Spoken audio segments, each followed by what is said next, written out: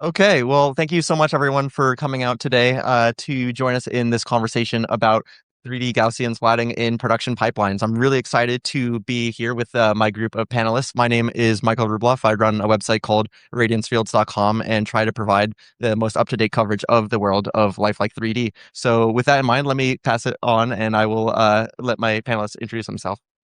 Hello, my name is João. I am from RCS Studios. We are a virtual art department studio that works with virtual production, and we are always trying to be ahead of the technology available for us, which in this case is Gaussian Splatting.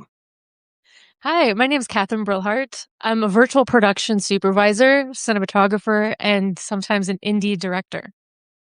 So with this all in mind now, I want to talk a little bit about some of the industry applications within media and entertainment, starting with both like previs and tech viz. And I wanted to see if you'd be able to share a couple examples of using Gaussian splatting out in the real world. Yeah, I will say actually this is one of cool tools from Joao. If she'll start playing, if you click next. There you go. So I will let Joao explain this because this is actually one of the tech demonstrators. Yeah. So this is what you can use nowadays with Gaussians. These examples are inside Unreal Engine. So there are some tools like Volinga, where you can have a Gaussian inside Unreal and relight and do a lot of stuff on top of it. We are using here to give some examples of what would be like a tech viz or a hard previs before you go shooting. And there are a lot of good results you could achieve and prepare before shooting, which in our opinion, and we've been talking to a lot of players in this industry, it will be solving a lot of problems of efficiency that you wouldn't have if you couldn't analyze your place like this in that much level of detail before, as you can have with a Gaussian now. And again, I think one of the takes we can have from this is that this is something that it was already done with traditional 3D. The difference is that the cost and the time to create this is a fraction of a time, a fraction of a cost that it will take to create this manually with traditional 3D. And indeed, another use case, very interesting use case, is ICVFX that is in on the next slide, where, as you may imagine, virtual production, 3D content, photoreal, and real time. That's actually one of the, I would say, killer application of Gaussian splats because it gives you this photoreal look. It runs real time, and in this example, we can see some work from 555 Studios in Brazil, where you can see the full pipeline from capturing. They are using a Sony FX3 to going into Unreal with the LED wall, and all of this was done within the same day. So you can see how quick the turnaround of this technology is, and of course, the results looks really, really great. So I think that those are two of the main topics or the main use case we can have around Gaussian splats. Probably there are more. Yeah, well, even to expand on that, because these are great examples. I think some of the projects that I've been on were exploring unique camera angles. It just opens up spatially how you design a shot, and I think I have a unique background because I came into the industry through traditional cinematography, but I also built a parallel career path in visual effects, combined them in virtual production. And so when I think about shot design, we're always asking the question, like, what is the process? What is the tool that the creative requires to kind of become itself? And so if you start working with these techniques and these workflows, you're not as limited to designing to a 2D frame. You can create a spatial reality that you can apply a frame to or design in layers. And that's where I think that being able to spatially capture reality in a photographic way this quickly, like you were saying, allows us creators to iterate faster and realize shot design, I don't know, in totally different ways than we've been using before. So it's pretty cool. And also, if you think of pre-production, we are also using nowadays, for example, in RCS, we develop a tool called RCS Viewer, where you can use this for scouting sessions, and then you would avoid going a lot of times there because you didn't see a small detail.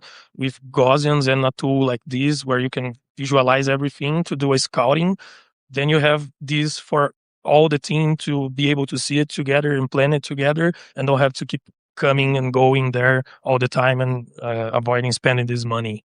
Yeah, I mean, has it been able to help like save costs then in terms of finding out if something like won't work the way that you imagined to it would by actually then being like having the closest approximation to physically being there then? Exactly. And with like Gaussian splatting as well, you're also able to kind of like simulate the specific focal lengths or lens profiles that you would ultimately be shooting with too, right? Yeah, this from the tool from our studio. Yeah, we kind of aligned and we use real cameras and real lenses, so you can really see how it's gonna look in the final shot in terms of focus, zoom, and everything. Yeah. And so perhaps we can expand a little bit more about that too, about the actual like in-camera effects workflows where now we're actually having it on the volumes, like how it starts to now translate when you're actually, in the middle of production. Yeah, I will say that again. I don't want to repeat myself, but I think the speed and the quickest turnaround that you have. Actually, this is enabled. And we have seen a lot of studios migrating from 2D workflows into 3D workflows because now they are able to create 3D photoreal much easier, where before they were locked to 2D plates or 2.5D. And I would say that's one of the main things to take with Gaussian splatting. But it's also true that it's not magic. You still need to plan. You still need to know what I'm going to shoot, how I'm going to shoot that. And there is still a learning curve from trying to capture. We have seen people trying to capture for a shoot they have tomorrow. That can go really bad. But nevertheless, there is still a huge gap between trying to model it yourself, have your 3D artist, make this run real time. Well, okay, let's go there, let's capture. And if you have done your homework and you know how to capture, the results will look really, really well.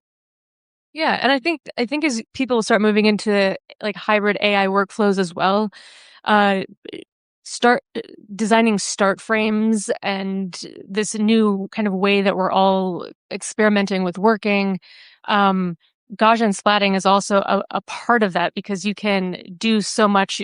You can actually Gaussian splat from a flat image, which starts to like I've done really interesting sessions where I don't know if any of you work with Houdini, but Houdini is like it takes forever to render anything that comes out of that software usually. But with the use of like single created like AI start frame, for example, that you could then Gaussian splat, you could theoretically take that splat and put it in Houdini and have a 3D representation of a character that you never had to model, but you could still see it maybe inside of something that you're prevising or tech vising. So when you kind of understand what these little tools do within greater recipes and processes, it starts to open up a lot of different things. And those are just very nuanced micro ways of using them. But I think that also helps these workflows. And to kind of pull it back to the LED volume space, I'd say it's very, in that context, it is nice because if you already know that you're shooting part of your work on an LED volume, it means that you might even be able to kind of split sets. For example, if you're doing two lighting scenarios, maybe while this set is being lit another way and you're shooting on the LED volume, you can Gaussian splat it, pull that into the game engine, and then reset physical lighting for this set and get another scene. So there's so many different ways you can streamline what you do with these processes. Yeah, and that actually kind of leads into some of my next questions is just also in the post-production side and like how some of the advantages that we start to really be able to leverage using Gaussian splatting compared to maybe traditional options or some of the ways that traditionally VFX has been done. I'd be curious to hear how your experiences with it. So for this specific case that we are showing over there, this was a really early days Gaussian splatting that we captured from was for a horror movie, and they needed very quickly, and also they had a low budget, a model that looked exactly like the house in real life that they were going to record, but we didn't have any tools to develop this so fast if we go to traditional 3D, so modeling, right? So this one we capture with a red Komodo, and then we were able to enter Unreal Engine and relight just to be set as the way they needed for the VFX later on. And then we render and use this inside Nuke to the plates, and it worked very well. Maybe we will be able to see a little bit of this afterwards, the final results.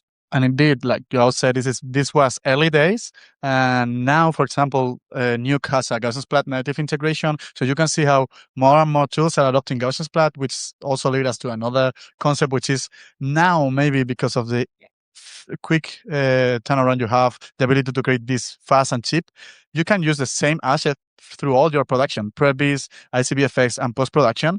And I think this is a tendency or trend we are seeing in the industry as more and more tools start adopting Gaussian splats. And because of the high quality of these assets and the low cost, you can use them in all of your stages. So I think that's also an interesting concept to bear in mind. If you do it well, you will have one asset for all your pipeline.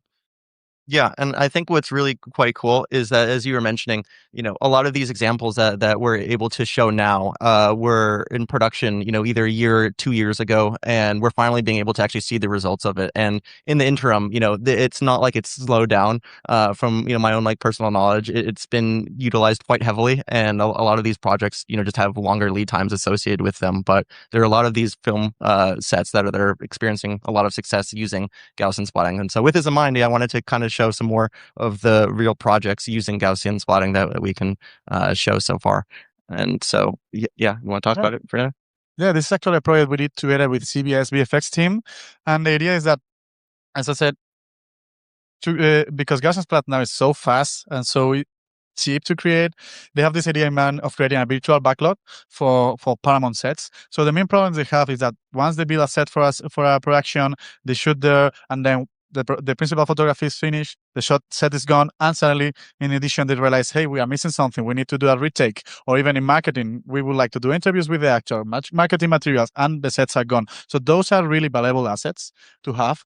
But all these uses do not justify creating or rebuilding those sets, but also doing that on 3D they have hundreds of them. So manually doing that on 3D is impossible. So what the team at Paramount at CBS VFX did, if we can go to the next slide, you can see they created 5 Nikon camera rigs or camera totem, let's say, where they why 5? Well, essentially that's to do this faster. They could do that with 1, but in this way they are doing 5 heights at the same time. They put some wheels on it and they just go scanning all the sets in between takes. Also, they develop a really cool column matching workflow where they will get the raw of the Nikon cameras and convert it into whatever final, or to look as if they were captured with a Real Alexa, with the Red Raptor, whatever they were going to use on ICBFX. This is pre-Gaussian splatting, let's say. And then they process all the 3 Gaussian splats now in our tool, in Bolinga Suite, which, because we support HDR and ASIC workflow, this color consistency that they have achieved at the, let's say, pre-production or pre-Gaussian splat is maintained throughout the pipeline. And you can see in the last video, left is real, right is capture with a Nikon D85 cameras, but the left ones were captured with a Real Alexa.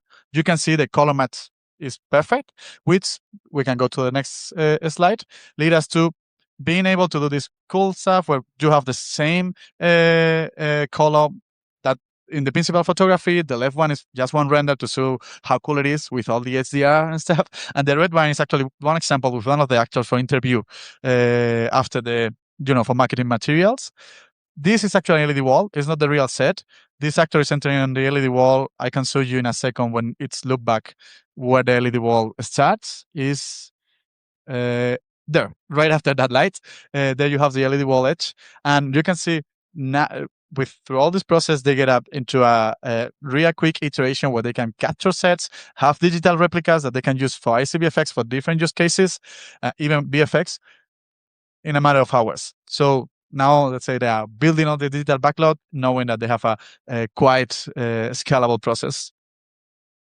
Yeah, no, it's really amazing that you're able to get such cross-functional use, going from both the production side, but then also marketing, or being able to repurpose or revisit, or if there's things that you need to have be picked up. It really is just incredible to me. And to a second example, I want to touch base on Fire Country as well, from CBS and Paramount, and want to see if you could chat through a bit of this. Yeah, on this one, what they needed was they were gonna record on top of a silo. It's a firefighter show, and they could not have the team of the main actors over there on the top of the silo on the shooting. So they decided to go with the LED wall inside their studio and built a little bit of a physical set representing the top of this silo.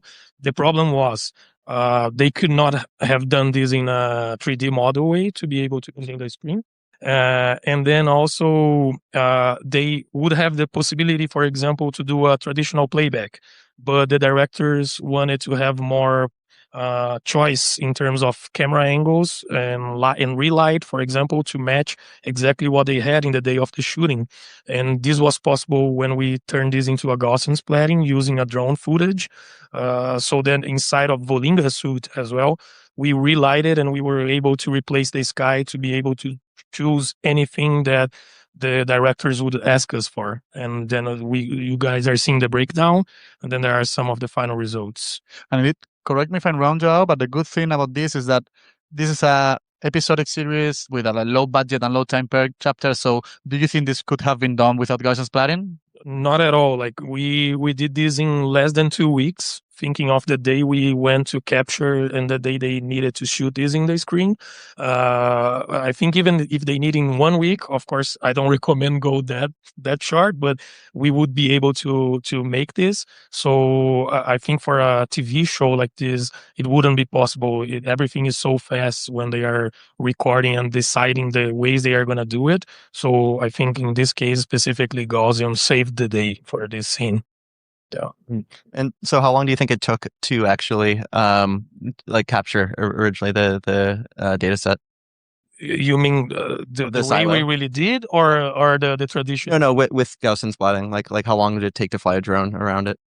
I think it was like something around 2 hours maximum. Okay. The way we did it to capture. Cool. But only the capture. Then you have to train the data and put inside Unreal. But as I said, between 1 and 2 weeks, we had everything running in the wall already the way we needed. Nice. Yeah, it's amazing the time from capture to working in 3D. And this is actually a brand new example that I want to show and have Catherine talk a little bit about is this campaign from the Tiger, which was produced by Gucci. Oh yeah, so I was inspired to bring this just as an example. The work was done by Janelle Ralla.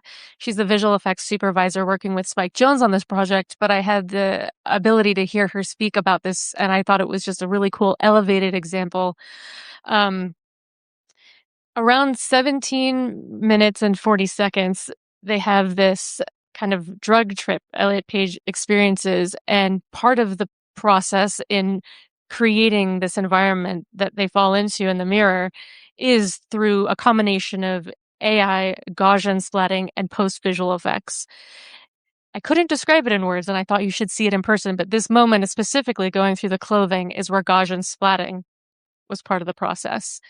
And so at least visually what you can break down from that shot is that somebody used traditional production design. They set that up as a physical shoot, and they lit it, and they then captured that environment and used visual effects compositing to combine the photo very simple, I guess not simply, but it did make it more simple to capture that 3D It still blends in though. and blend it in. So when I talk about AI VFX hybrid workflows, you can do very elevated things like this.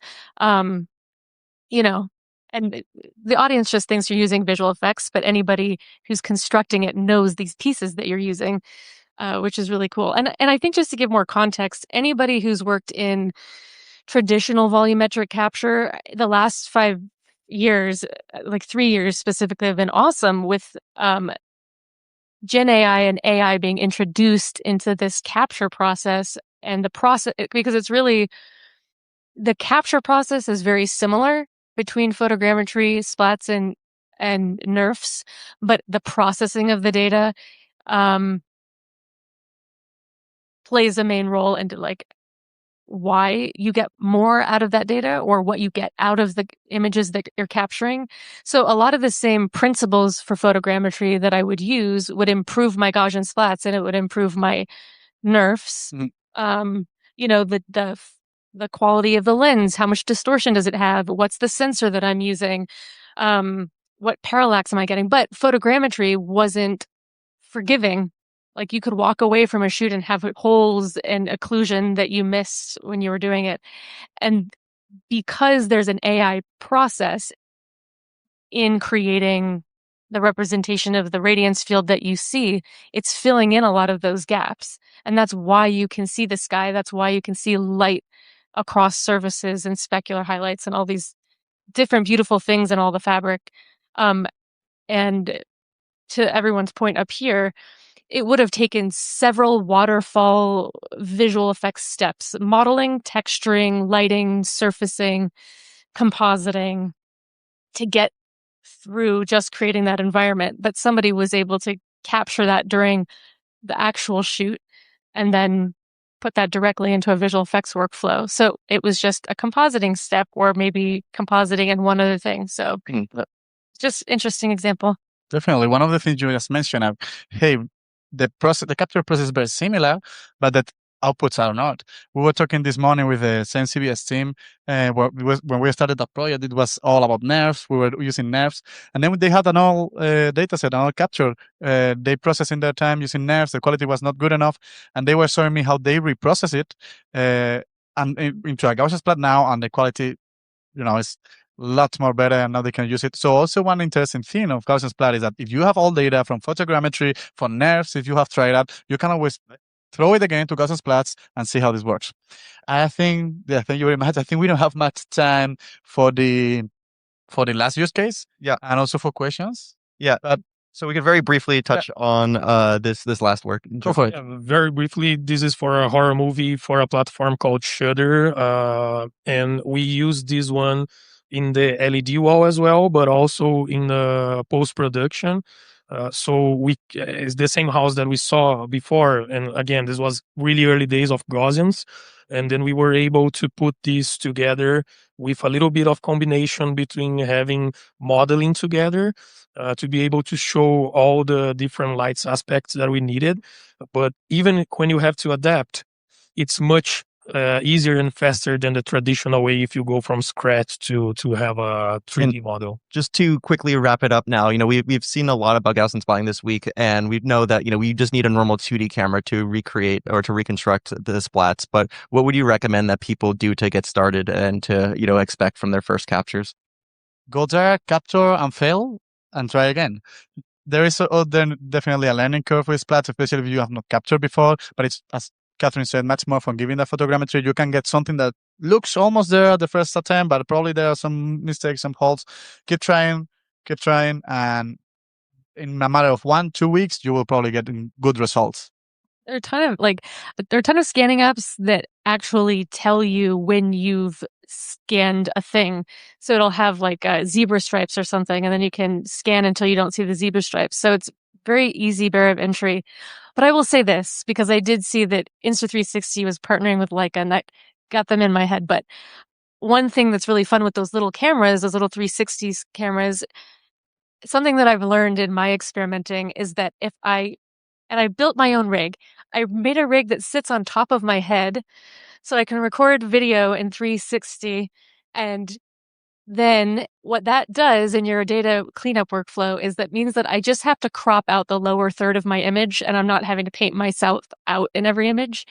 But yeah, so if it sits on top of your head, that's the tip I have for recording 360 monoscopic video for Gaussian splatting. Custom head rigs for everyone. Yeah, no, definitely. I would recommend very high shutter speed. Use wide angle. Just try to reduce as much blur as you can from each individual frame, and that will help you get much better reconstructions. But with that, we are out of time. We will be hanging out just over here to answer any questions. And just as to wrap up, thank you very much for guys for being here at Bolinga. We develop, as we said, different tools for professionals to integrate all of this and to make all of these projects real. So if you want to learn more, you can scan the QR code on the left. And we are having an after party actually today at 7 at Atomic Liquors.